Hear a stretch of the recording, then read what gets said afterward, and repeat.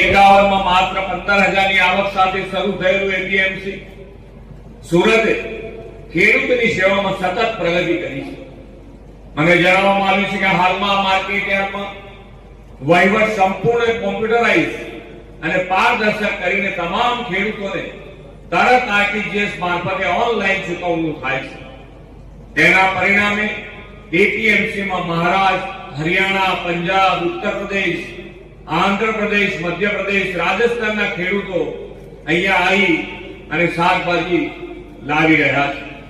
ખરીદનાર, લારીવાળા, દુકાનદારો, વેપારીઓ સહિત 12 થી 15,000 લોકોની અવરજવર રહી છે. આજે આ માર્કેટ યાર્ડની આવકની દ્રષ્ટિએ પાછલા 2 વર્ષથી આ માર્કેટ યાર્ડ ગુજરાતમાં પ્રથમ નંબરે આવ્યો છે.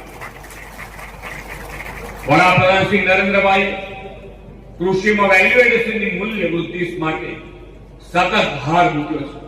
તેમણે કૃષિ ક્ષેત્રની ₹35,000 કરોડથી વધુના ખર્ચે પીએમ ધન ધાન્ય કૃષિ યોજના અને કઠોળમાં આત્મનિર્ભરતા મિશન એમ 2 યોજનાઓ તાજેતરમાં શરૂ કરાવી છે.